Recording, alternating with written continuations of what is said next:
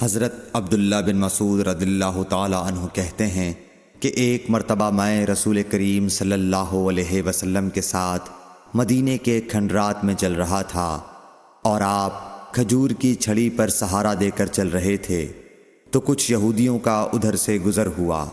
ان میں سے ایک نے دوسرے سے کہا کہ آپ سے روح کے بارے میں کچھ پوچھو۔ ان میں سے کسی نے کہا مت پوچھو، ایسا نہ ہو کہ وہ کوئی ایسی بات کہہ دیں جو تمہیں ناگوار ہو۔ مگر ان میں سے بعض نے کہا کہ ہم ضرور پوچھیں گے۔ پھر ایک شخص نے کھڑے ہو کر کہا اے ابو القاسم، روح کیا چیز ہے؟ آپ نے خاموشی اختیار فرمائی۔ میں نے دل میں کہا کہ آپ پر وحی آ رہی ہے، اس لیے میں کھڑا ہو گیا۔ جب آپ صلی اللہ علیہ وسلم سے وہ کیفیت دور ہو گئی تو آپ صلی اللہ علیہ وسلم نے قرآن کی یہ آیت جو اس وقت نازل ہوئی تھی تلاوت فرمائی۔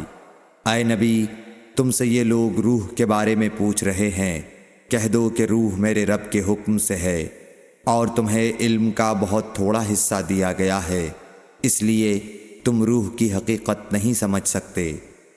صحیح بخاری حدیث نمبر 125۔